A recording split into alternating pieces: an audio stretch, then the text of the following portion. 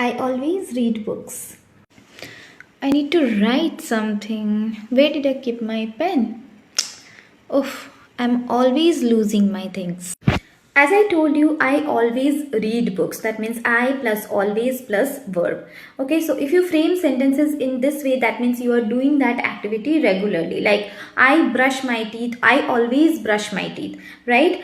Then I said I'm always losing my things. When we say I plus am plus always plus verb plus ing, in that case the frequency of happening of that thing is not every day, but yes, often it happens. That means I often lose my things, or I usually lose my things, right? But it doesn't mean that I do it every day. So please do use all these phrases correctly. That is, I always do and I am always doing. Thank you.